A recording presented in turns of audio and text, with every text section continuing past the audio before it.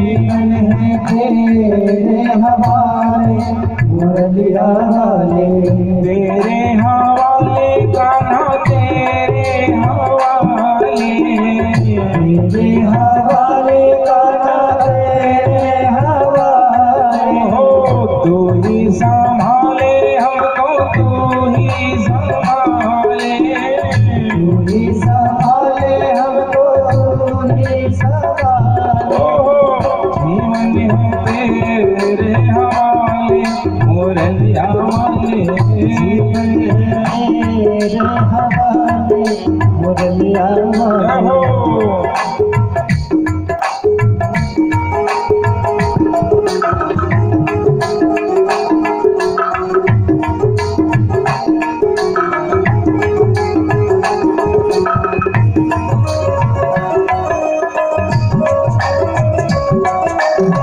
प्रेम से ताली बजा के जय हो वृंदावन बिहारी लाल की।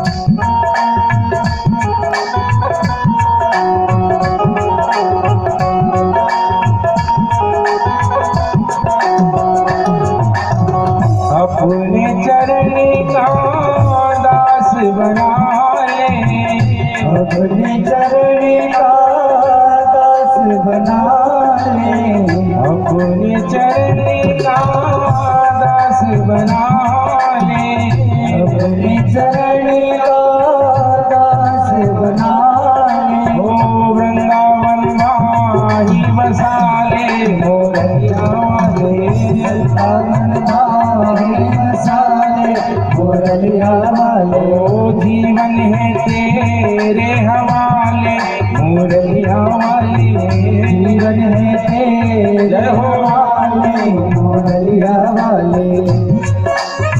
बाके बिहारी लाल की जय हो।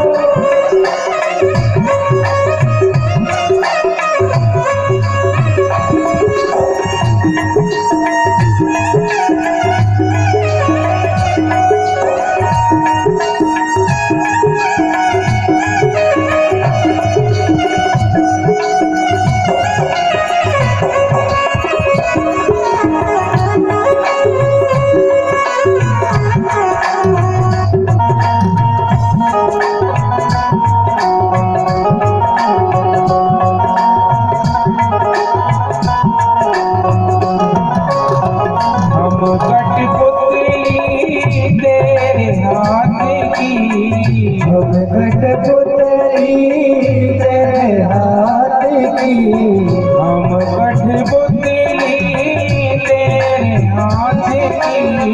हम कठपुतली तेरे हाथ की। ऐसा कौन है संसार में जिसको नहीं लगता कि हम कठपुतली नहीं हैं?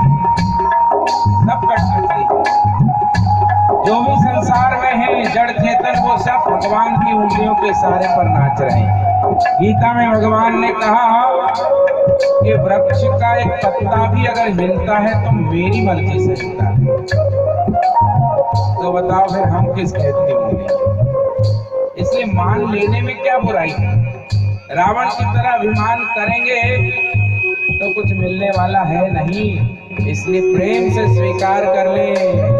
हम कठपुतली तेरे हाथ की, हम कठपुतली तेरे हाथ की, हम कठपुतली तेरे हाथ की, हम कठपुतली तेरे हाथ की। ओ चाहे तुझे सन चाले मुरलिया वाले, चाहे तुझे सारा चाले मुरलिया वाले, जीवन है तेरे हवाले मुरलिया वाले, जीवन है तेरे हवाले मुरलिया वाले। ओ मेरे अपने हुए नहीं अपने, मेरे अपने हुए ना अपने, हाँ मेरे अपने हुए नहीं अपने,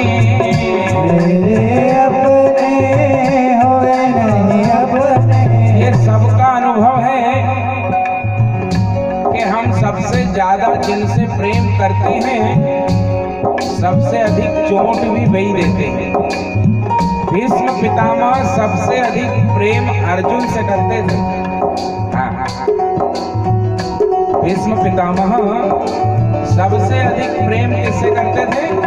अर्जुन से। और सबसे अधिक बाण भी किसने मारे? अर्जुन ने।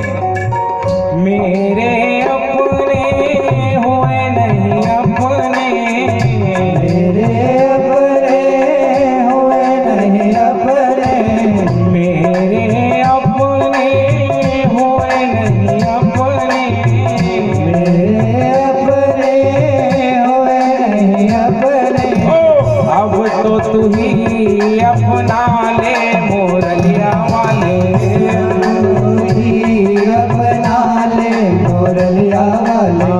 जीवन है तेरे हवाले मोरलिया वाले, जीवन है तेरे हवाले मोरलिया वाले। ओ जीवन है तेरे हवाले मोरलिया वाले, जीवन है तेरे हवाले मोरलिया वाले। जीवन है तेरे हवाले मोरलिया वाले, जीवन है तेरे हवाले मोरलिया वाले। ओ अब तो तू ही अपना ले मोरलिया वाले, अब तो तू अपना ले मोरलिया वाले। ओ चाहे तुझे सन चाले मोरलिया वाले, तुझे सन चाले मोरलिया वाले। वृंदावन माही बसा ले मोरलिया वाले, वृंदावन माही बसा ले मोरलिया वाले। ओ जीवन है तेरे हवाले मोरलिया वाले, जीवन है तेरे हवाले मोरलिया वाले। वाह मेरे अपने हुए नहीं अपने। जिनको हम बहुत ज्यादा मोह की रस्सी से बांध के रखना चाहते हैं वे ही हमको सबसे अधिक चोट करते हैं। ये संसार का नियम है। हाँ। वृंदावन में श्री बांके बिहारी है। आप गए हैं वृंदावन? कौन कौन गए हैं जरा बताइए ना। ओ महारा राम जी, खाली 2 जन 3 जन 5 6 बस 7 कि जब तलक है जिंदगी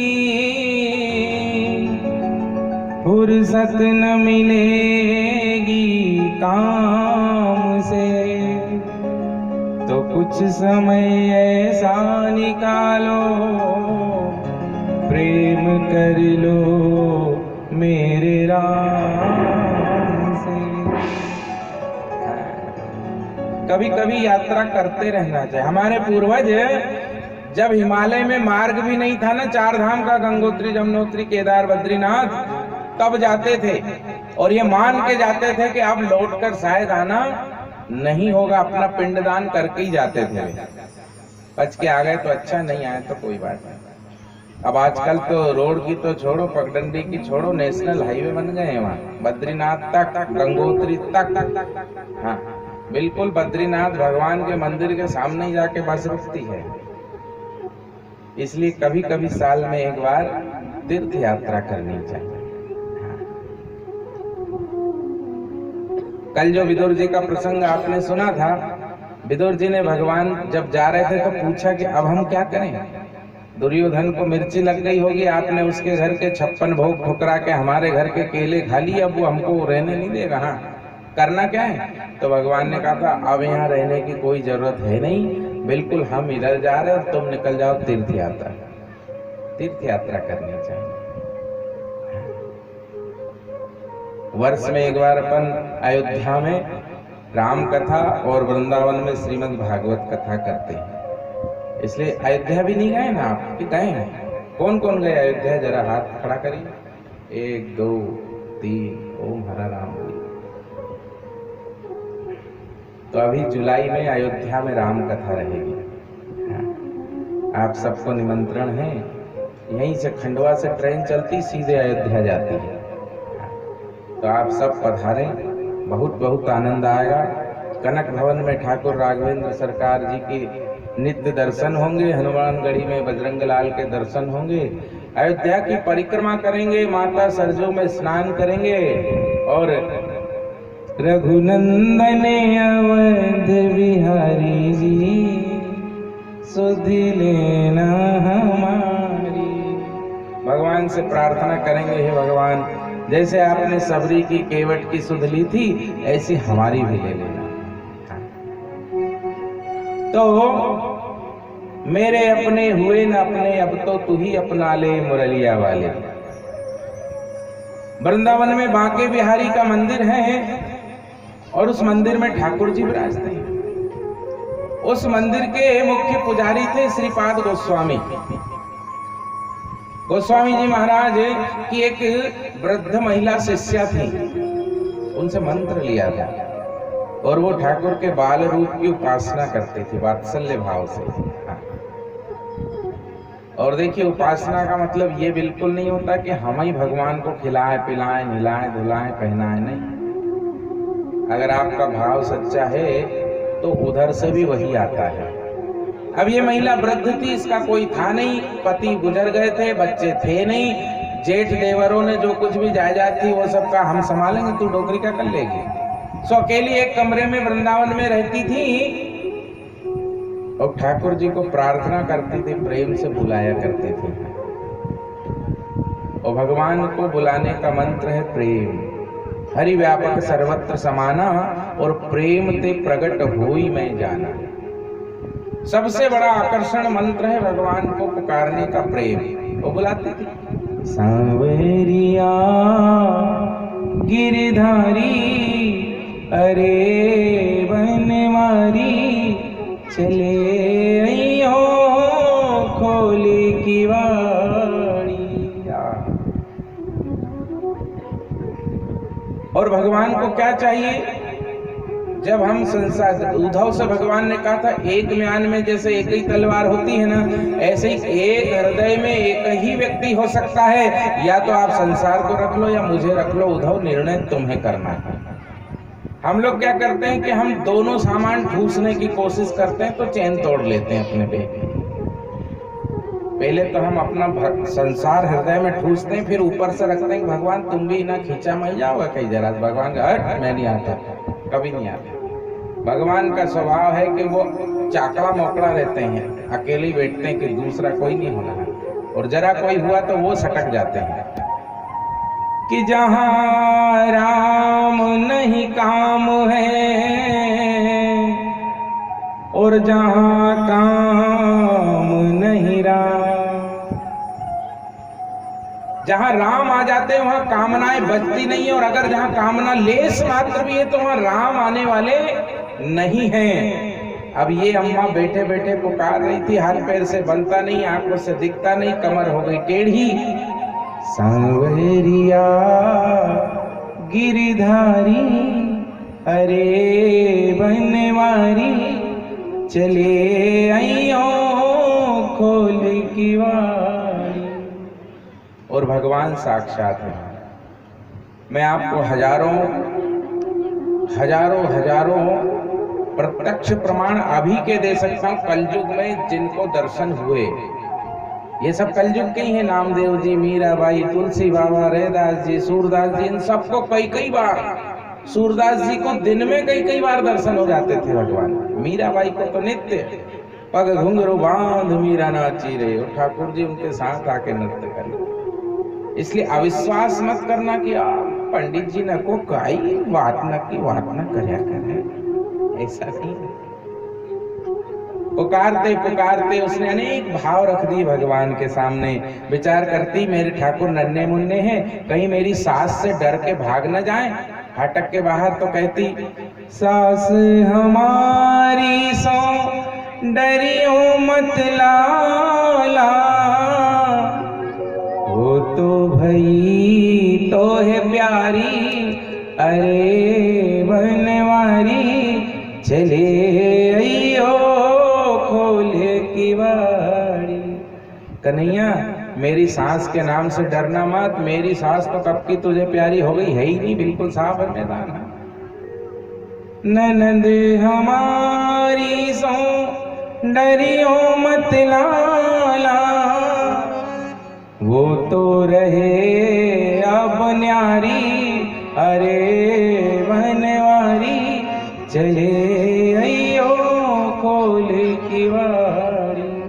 ननंद भी साथ नहीं रहती, वो तो अलग रहती, अब मैं तो अकेली रहती हूँ वहाँ। लेकिन भगवान फिर भी नहीं आते, क्योंकि वो जो सुनना चाहते हैं वो अभी कहा नहीं गया। क्या भगवान क्या सुनना चाहते हैं? तो क्या भगवान सुनना चाहते हैं, सब कुछ तजे करे अब मन मोहन।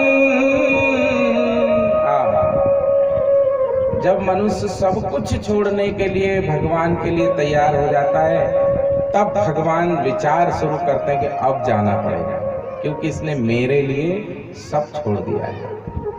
जैसे सबरी ने सब छोड़ दिया, केवट ने सब छोड़ दिया, भरत ने सब छोड़ दिया, विभीषण ने सब छोड़ दिया, सुग्रीव ने सब छोड़ दिया, हनुमान ने सब कुछ छोड़ करके किष्किंधा में आके बैठ गए कि मेरे राम जी आएंगे, मैं उनके चरण पड़ूं।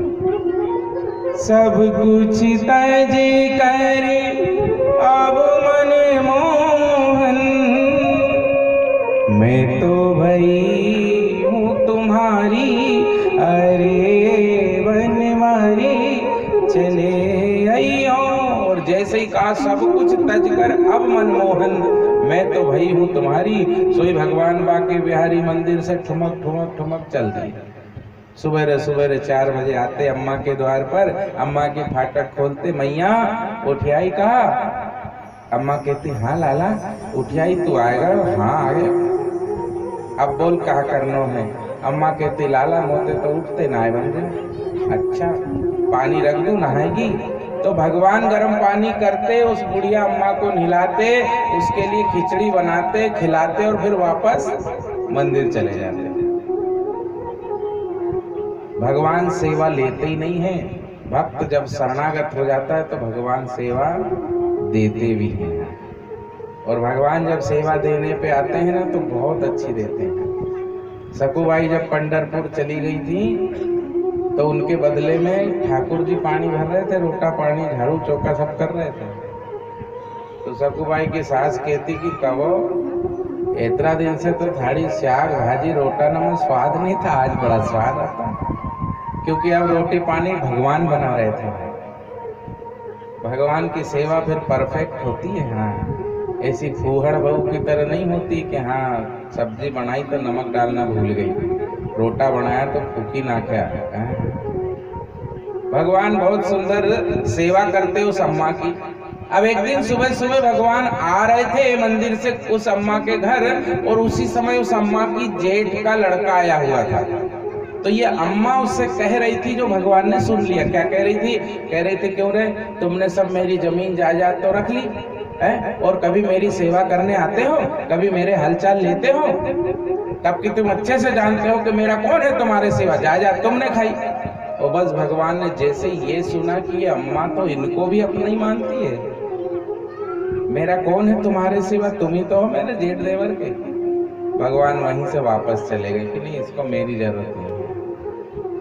अब अम्मा ने देखा 1 दिन 2 दिन 4 दिन हो गए, कन्हैया तो आए नहीं। अम्मा गई अपने गुरु महाराज के पास, श्रीपाद गोस्वामी जी के पास, और निवेदन किया गुरुदेव आपके आशीर्वाद से वात्सल्य रस सिद्ध हो गया था, कन्हैया मेरे एक बुलाने पर आता था, पर न जाने क्या त्रुटि हो गई, अभी कुछ दिनों से लाला आता ही नहीं है। गोस्वामी जी ने कहा जरूर तुमने कोई अपराध किया, तुमने उस भोले कन्हैया को चोट पहुंचाई होगी देवी, नहीं तो कान्हा तो रूठता ही नहीं किसी। प्रभु मैंने तो कुछ किया नहीं, याद करो। करते करते वो पहुंची कि हाँ जिस दिन मेरे जेठ का छोरा आया था उस दिन से कन्हैया नहीं आया। अच्छा तो जेठ के छोरे से क्या बात हुई थी? बोले बात तो कुछ नहीं हुई, बस यही हुई थी, मैंने कहा था भैया मेरा तुम्हारे सेवा कौन है, मारो कंडो तो तुम्हें उठाओगा, जायदाद तुमने खा ली और सेवा करते नहीं हो। गोस्वामी जी ने कहा बस यही तो बात है, तूने भगवान के अलावा किसी को अपना मान लिया। और भगवान का स्वभाव है कि जब सब कुछ छोड़कर आप मेरे शरण में आ जाते हो, हाँ सब कुछ छोड़कर, तो फिर भगवान देर नहीं करते। फिर भगवान तुरंत थाम लेते हैं। जब तक द्रौपदी उस भरी सभा में भीम को पुकार रही थी, युधिष्ठिर को पुकार रही थी, भीष्म को, अर्जुन को, नकुल सहदेव को पुकार रही थी, भगवान तो वहीं थे पर उनने इतनी भी साड़ी नहीं बचाई। पुकार हर आदमी होन है, आज तो आज नहीं तो मकाई।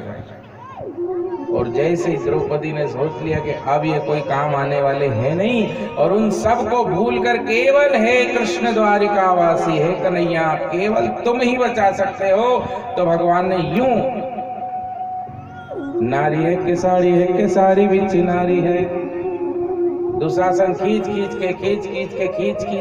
खींच के वो दुशासन जो 100 हाथियों के समान बल रखता था, उसके भुजा पस्त हो गए, थक कर हार कर पसीना पसीना हो गया, और हाथ जोड़कर कहने लगा दुर्योधन से, भैया या बाई है, नारी है कि साड़ी है, खत्म ही नहीं होती, मैं कहां तक खींचूं, खूब गग्गा है। तो कब आए भगवान? जब द्रौपदी ने सबसे मुंह मोड़कर केवल कृष्ण की ओर मुंह कर लिया। तो मेरे अपने हुए नहीं अपने, और आप आजमा लेना, जिनने आजमाया उनको देख लो, जो नए नए हैं उनको लगता नहीं रहे, बाकी का अलग होगा, मेरे अलग है। भैया सब एक ही मिट्टी के बने होते हैं। मेरे अपने हुए नहीं अपने, अब तो तू ही अपना ले मुरलिया वाले, जीवन है तेरे हवाले मुरलिया वाले।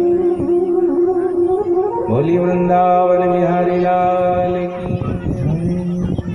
इसलिए कभी कभी वृंदावन माँ ही बसा ले, अयोध्या माँ ही बसा ले, यात्रा कर लेनी चाहिए। बड़ा दुर्लभ मनुष्य शरीर है, देवता भी इसकी कामना करते हैं कि कभी हमें प्राप्त हो जाए तो हमारा कल्याण हो जाए। ऐसा मनुष्य शरीर सुर दुर्लभ सद ग्रंथन गावा, वह देह हमें मिली है और हम कर क्या रहे हैं कि हीरों को छोड़कर कांच के टुकड़े चुनने में लग गए। आपने कभी शहरों में देखा होगा, कुछ लोग एक बहुत बड़ा सा थैला पीठ पे टांग के और पन्नी प्लास्टिक पीनते दिखते हो। अपन उनको कितनी है दृष्टि से देखते हैं, है कहता है पन्नी भी है क्या है। लेकिन देवता और नारद जी, ईश्वर, संत हमें उसी दृष्टि से देखते हैं कि हम भी तो पन्नी बीन रहे, हम क्या कर रहे हैं, वे तो पन्नी बीन रहे, हम तो कागज बीन रहे, कहीं का 100 का, कहीं का 500 का, कहीं का 200 का, कहीं का 2000 का, उसमें लगे। इसलिए प्रभु कभी कभी सच्चे मन से भगवान को याद करें। विदुर जी ने पूछा कृष्ण से, कल तक यहाँ रुके थे ना, प्रभु मैं क्या करूं? भगवान ने कहा तीर्थ यात्रा को चले जाओ। विदुर जी महाराज निकल गए वृंदावन। वृंदावन में जब आए उद्धव जी, जब श्री कृष्ण गोलोक चले गए, उद्धव जी मिले विदुर जी से। विदुर जी ने पूछा मेरे कन्हैया कैसे हैं? उद्धव जी ने रोते हुए कहा विदुर जी अब हमारे कृष्ण बलराम नहीं रहे। विदुर जी बहुत रोए, लेकिन उद्धव ने एक बात कही, सुनो भगवान तुम्हें बहुत याद करते थे। विदुर जी ने कहा अच्छा मुझे याद करते हैं? हाँ। क्या कहा? बोले उन्होंने कहा कि जब उद्धव तुम जाओगे बद्रिकाश्रम की ओर तो वृंदावन में तुम्हें मिलेगा मेरा विदुर। सुनो अभी उसे मेरी पूर्ण प्राप्ति नहीं हुई है, इसलिए उससे कहना कि वह हरिद्वार चला जाए, और हरिद्वार में मैत्रेय ऋषि रहते हैं, उन मैत्रेय ऋषि से सत्संग करे ताकि उसे मोक्ष की प्राप्ति हो, मेरी प्राप्ति हो। उद्धव जी वृंदावन से चले गए बद्रीनाथ की ओर, और विदुर जी पहुंच गए कहाँ? हरिद्वार। हरिद्वार में जैसे ही मैत्रेय ऋषि के आश्रम में गए, मैत्रेय ऋषि ने स्वागत किया, आसन दिया, विदुर विदुरानी को बिठाया, और बिठाते ही कहा कि कहिए क्या पूछना चाहते हैं? विदुर जी बोले भगवान आपको मालूम है कि मैं आपसे कुछ पूछने आया हूँ। मैत्रेय ऋषि बोले हाँ पूछने ही तो आए, कृष्ण ने भेजा है तुम्हें। विदुर जी बोले ओहो आपको ये भी पता है कि मुझे किसने भेजा है? मैत्रेय जी कहते हैं हाँ पता है। तो विदुर जी कहते हैं फिर तो आपको ये भी पता होगा कि मैं पूछना क्या चाहता हूँ। मैत्रेय ऋषि बोले हाँ जानता तो हूँ, पर अब पूरी रामायण हाउस गाई लूंगा, तू क्या करेगा, इसलिए तेरा प्रश्न है पूछ ले तू। विदुर जी बोले प्रभु मैं ये पूछना चाहता हूँ, ध्यान से सुनो। पूरे जीवन फिर अपन इन्हीं प्रश्नों में उलझते रह जाते हैं, जो प्रश्न सहज आपके सामने से चले जाते हैं। ध्यान से सुनना, बड़ा गंभीर प्रश्न है, विदुर जी पूछ रहे हैं, सोचो आप कितना गंभीर प्रश्न है। विदुर जी ने मैत्रेय ऋषि से पूछा प्रभु भगवान ने दुनिया क्यों बनाई? मैंने तो सुना कि भगवान निष्काम है, भगवान अजन्मा है, वेद कहते हैं कि वह अजन्मा है, उसका कभी जन्म नहीं होता, तो अजन्मा जन्म क्यों लेता है? निष्काम की कामनाएं कैसे जाग गई जो उसने दुनिया बना दी? भाई साधारण व्यक्ति जो जिसके अंदर कामनाएं हैं वो संकल्प करे मैं मकान बनाऊंगा, गाड़ी लूंगा, कपड़े खरीदूंगा, गहने बनाऊंगा तो ठीक है, लेकिन जो निष्काम परमात्मा है जिसमें तो स्फुरण होता ही नहीं है, विचार ही नहीं उपजते हैं, ऐसे उस चिदानंद स्वरूप ब्रह्म परमात्मा में कैसे संकल्प उठा कि मुझे दुनिया बनानी है? मैं जानना चाहता हूं। मैत्रेय ऋषि परम ज्ञानी, उन्होंने कहा विदुर जी एक बात बता दूं, आपने पहले पूछा कि अजन्मा का जन्म क्यों हुआ, भगवान अजन्मा है जन्म क्यों हुआ, तो उत्तर ये है कि भगवान स्वच्छंद गति ईश्वर है, वेद कहते हैं ईश्वर की गति स्वच्छंद है, उनके ऊपर कोई कानून लागू नहीं होता कि आप अजन्मा हो तो आपको जन्म लेना ही नहीं है, ले लोगे तो आप अजन्मा नहीं बचोगे, वो स्वच्छंद है, वो कुछ भी कर सकते हैं। कर तुम शक्यम अकर तुम शक्यम अन्यथा कर तुम शक्य, जो हो सकता है उसे भगवान कर सकते हैं, जो नहीं हो सकता उसे भगवान कर सकते हैं, और जो सर्वथा संभव ही नहीं उसे भी भगवान कर सकते हैं, इसीलिए तो वो भगवान है। जो हो सकता है वो कर सकते हैं, जो नहीं हो सकता, अब जैसे ये खंबे में से बब्बर शेर निकल सकता है, भगवान निकाल देते हैं। प्रहलाद ने पुकारा तो कहां से निकले थे? खंबे में से। मतलब जो नहीं हो सकता वो भगवान कर सकते हैं, और जो सर्वथा कोई सोच भी नहीं सकता वो भी भगवान कर सकते हैं। क्या अब बताओ, आपने आज तक इतने लोग देखे, किसी आदमी की नाभि में आपने देखा कमल का फूल उगा हो? नहीं होगा। भगवान नारायण की नाभि में कमल का फूल है कि नहीं? कुछ भी कर सकते। स्वच्छंद गति ईश्वर है विदुर, भगवान स्वच्छंद हैं, वो भक्त की पुकार पर कोई भी रूप धारण कर लेते, कभी भी कहीं भी आ जाते हैं, वो स्वच्छंद है। अच्छा प्रभु, लेकिन दुनिया क्यों बनाई? तो मैत्रेय ऋषि कहते देखो दुनिया क्यों बनाई मैं बताता हूं। भगवान क्या है? भगवान अपना देह काय से बना है? पंचभौतिक है, ये पंच तत्वों से बना है ना, क्षितिजल पावक गगन समीरा और पंच रचित यह अधम शरीर, 5 तत्वों से हमारा शरीर बना है। मैत्रेय ऋषि ने पूछा अच्छा बताओ भगवान का श्री विग्रह काय से बना है? आप जानते हैं क्या? किसी को पता है भगवान का जो श्री विग्रह है जो अपन देखते हैं, शांताकारं भुजगशयनं पद्मनाभं सुरेशम, वो श्री विग्रह काय से बना है? किससे बना है? भाई अपना जो शरीर है वो तो पृथ्वी है, आकाश है, वायु है, जल है, पंच तत्वों से बना, अपन जानते हैं, ठीक है।